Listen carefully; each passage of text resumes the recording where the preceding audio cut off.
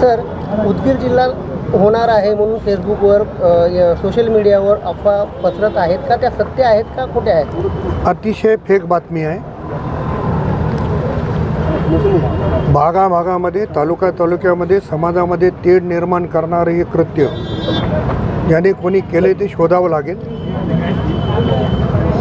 आणि लातूर जिल्हा आता नव्यानं झालेला आहे, त्यामधनं उदगीर जिल्हा होतोय अशा पद्धतीचं वातावरण तयार करू कंधार भाग जोडला जाईल, लोहा भाग जोडला जाईल. उदगीर जिल्हा करण्याला आमचा हरकत नाही, एका शहरापुरता जिल्हा केला तर आमचं ऑब्जेक्शन नाही. पण नांदेड जिल्ह्यातलं एकही गाव इतर जिल्ह्यामध्ये जाणार नाही. शासनाला वाटलं तर नांदेड जिल्ह्यामध्येच जिल्हा निर्माण करावा आणि लोकांच्या संमतीने तो निर्णय घ्यावा. परंतु उदगीरच्या संदर्भामध्ये जो कोणी अशा बातम्या फैलवतो त्यांना माझं नम्र आव्हान आहे, नम्र विनंती आहे की अशा पद्धतीच्या चुकीच्या बातम्या देऊन लोकांमध्ये गैरसमज पसरवण्याचं काम करू नये. उदगीर जिल्हा होण्याला आमचा विरोध नाही, परंतु नांदेड जिल्ह्यामधला एकही गाव हे कुठल्या भागामध्ये जाणार नाही. जसं असं म्हणलं जाते की पाणी पळवलं जातं, तसे पाणी पळवल्या जाते.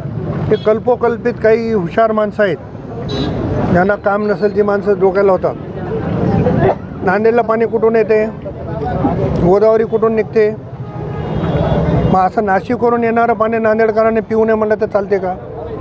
पिण्याच्या पाण्याचा प्रश्न वेगळा आणि बाकी प्रश्न वेगळे.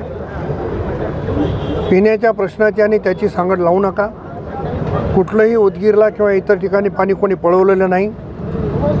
एकदा एका धरणातून उदगीरसाठी रिझर्वेशन ठेवलेलं असताना दुसऱ्या धरणावरून रिझर्वेशन ठेवायची त्याला आवश्यकता नाही. दोन्ही धरणं ही कंधार आणि लोहा तालुक्यातलीच आहेत, अप्पर मण्यार आणि लोअर मण्यार.